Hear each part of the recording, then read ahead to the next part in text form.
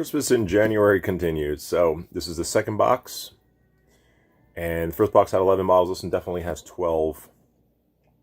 And we'll see what we got in this one. So thought I ordered some Burgundy. So let's see if it's in here.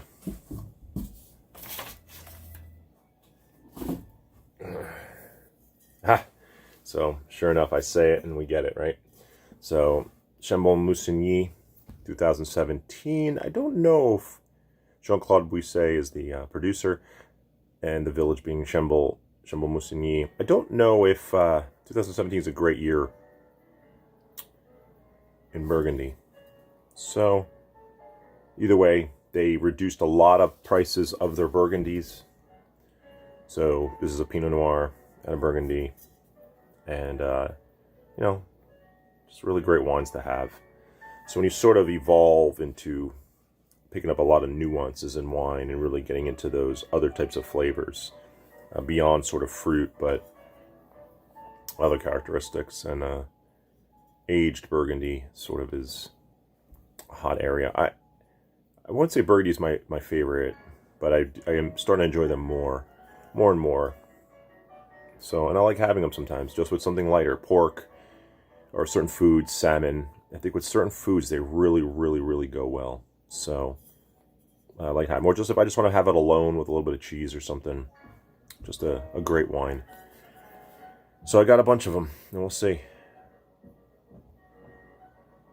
Oh, from Nuit Saint George. So, wait, Nuit Saint George, Chambon Moussigny. Well, like I said, not the easiest region between all the villages and the vineyard names, and then they could append a vineyard name to the village name. It's very complicated in Burgundy. Another Burgundy. So, like I said, if they say Premier Cru or 1ER Cru or Grand Cru, those will be the most expensive, of course. You're pretty well set in getting a quality wine, a really quality wine. But if this is Premier Cru, you're talking 50 plus, typically, if not more. So, of a Pinot Noir, but drastically different tasting than California Pinot. Oregon's trying to do what they call more Burgundian Pinot, less extracted and a little bit more elegant. So this is from Volnay, which I'm pretty sure is south. So that would be, we got the Côte de Nuit, and then Côte de Beaune is south. So this is probably the Côte de Beaune. Pretty sure it's Côte de Beaune. I'm seeing it on camera, so, or video. Hopefully I'm right. So that's a 2016. Again, I don't know the vintage. I think 15 is a really good vintage. 16 and 17, I'm not sure. I'd have to check. A lot of warm vintages recently across the globe. So, okay. So this is Crossbarn. So this is a Chardonnay out of California, screw top. It was very inexpensive, and I'm pretty sure Crossbarn is Paul Hobbs, and one of his projects. And I had his Crossbarn Cab. I've never had this, but it was on there. 2018 Chard. California Chard. I don't typically buy a whole heck of a lot of California Chard. I do. I take that back. Ramey Ritchie Vineyard I really like. It actually has clones that date back to Burgundy, and I forget the clone name now. And the Wente clone, I think it's called. So that Chardonnay clone came out of Burgundy, and they planted it in certain places of California, and one specifically is a Ritchie Vineyard that Ramey uses, and that's a $50 or $60 Chardonnay. And then Dumal has a few. Chloe is one, and I have it. It's probably one of my favorite, if not favorite, California Chardonnay I've ever had. About $70 in that range. So Dumal, and then Ramey's Ritchie, really good Chards. I have them. Try to put a few years on them to see how they are. I don't want to get them overaged, but just enough. Cornas, so I'm pretty sure I've had this before. This Cornas, so Cornas 100% Syrah, Northern Rhone. This is 2018. Again, I'm getting a little bit rusty with the new vintages. I probably need to be checking my vintage charts, but Domaine Vincent Paris, Cornas, 2018, so really good price. I love Cornas. I love Syrah of the Northern Rhone. So it has a little bit of rusticity, but they got good depth. I mean, I just love Syrah. I love the Northern Rhone. Hermitage is my favorite, but you got to pay more. That's the premium, but Cornas is awesome. Awesome, awesome wine. Small little region, though. So I guess, okay, I put this on a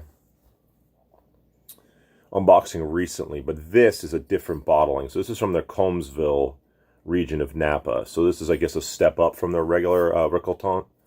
So, again, good price. Out of Napa, 2018 Napa Cab, that's a good price. It's like a no-brainer. You pay a premium, and you can tell, like, this bottle's way heavier than the one I have. That's just their standard selection. This is their specific to Colmesville Napa. So, that'll be cool to try. I didn't even try the first one yet, but... so I love this wine. God, do I love this wine.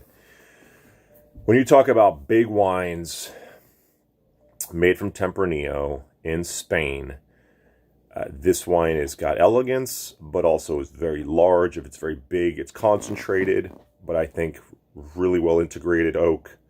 And it's called Victorino, and very difficult to find. At least I've had difficulty finding it in New Jersey. It's a 2013 vintage. If I'm not mistaken, I probably bought 2 of these because I really, really enjoy this wine. I think for the price, this wine, for how this tastes in Napa, this would taste over $100.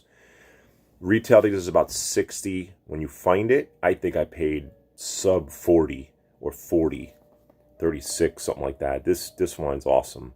So I'm really excited to be able to get this at a discount. I really, really like Victorino. So, there's Victorino. A little bit of wine. Get us through the next bunch. 6 down, 6 to go. So, this is a little concerning because I don't remember buying 2 Récoltants from Colmesville. Unless this wasn't part of that end of season sale. I always like having a few California cabs on hand. People... Oh, I just love cabs from Napa. Great. So I'll bring out something. Oh, I've never seen that. Well, I've never seen it in New Jersey either. I order it from JJBuckley in California, and they're really good wine buyers and a really good shop that I order from. And I don't know this wine, but they recommend it, and I try it, and then if I like it, I'll buy it again. I never buy things in too much bulk. I did buy the one I'm drinking tonight in the bulk, the Pirouette, but I really, really thought it was something special for that price point. So, all right, let's see. I think this is another Victorino. Yes, it is. So about 2013's Victorino. So the region's called Toro. It's a region called Toro in Spain. So Spain's got 3 regions for Tempranillo. The most famous, Rioja, without a doubt. So Rioja's got amazing wines. And then you got Ribera del Duero. And then you got Toro. So probably the least well-known of the 3.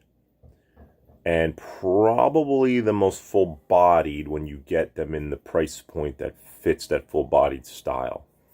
But I love Rioja. I mean, Muga's Especial Selección is one of my favorite wines for $40. Anyone that drinks that wine that is beyond the California fruit bomb thinks that wine is awesome.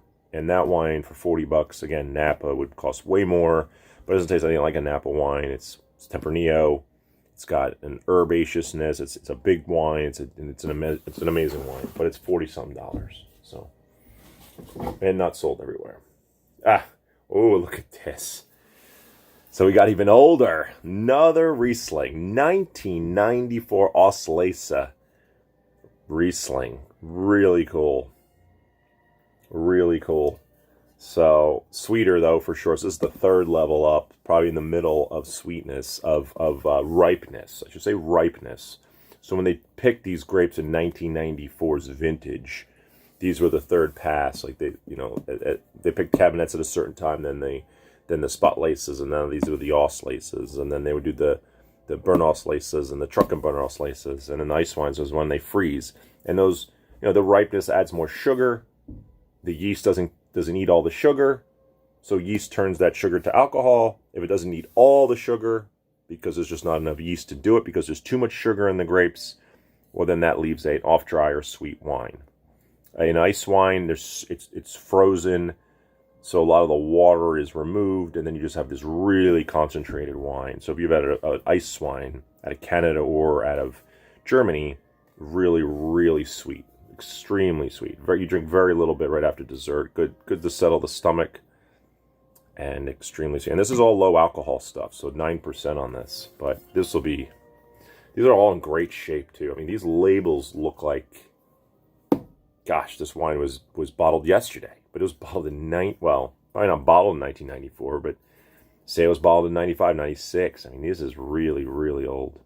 Really exciting. I mean, you could see I went from sort of a neutral mood to being excited for a 1994 Auslese. Like, I don't think I've ever had a sweet wine this old, what I assume will be a sweet wine, dessert wine, and to see how it tastes. I have tried 10, 15-year dry white, and I know what to expect, and I love them. Very unique flavor profile, and I like it.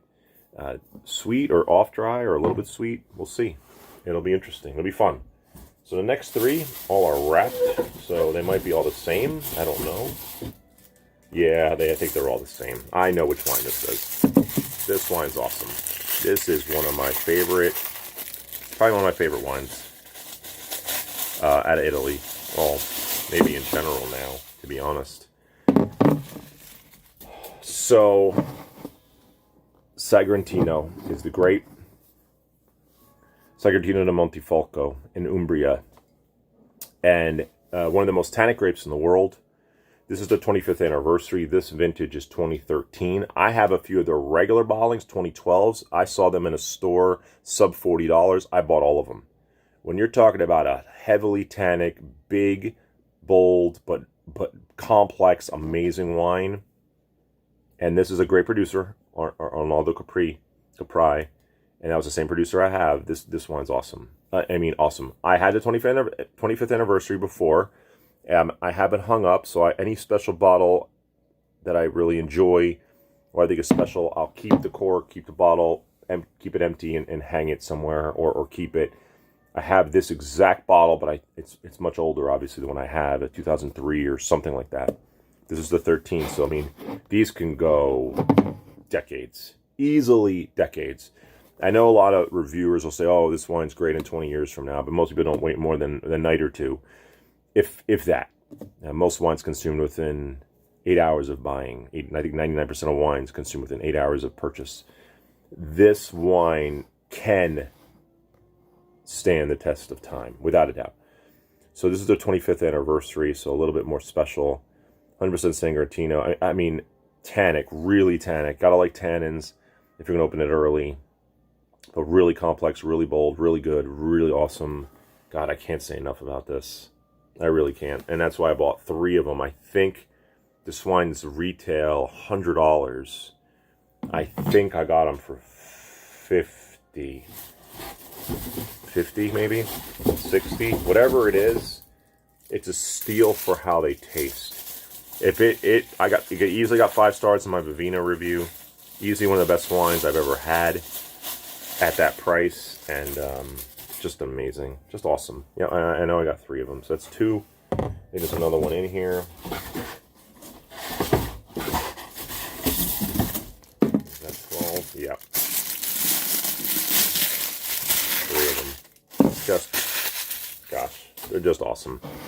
Awesome. I still have a few of the 2012 standard labels, or not the 25th anniversary, which I just assume is maybe they pick them out of a different part of their vineyard, or something else is different.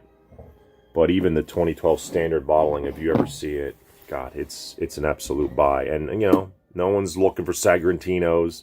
No one's looking for the region of Umbria.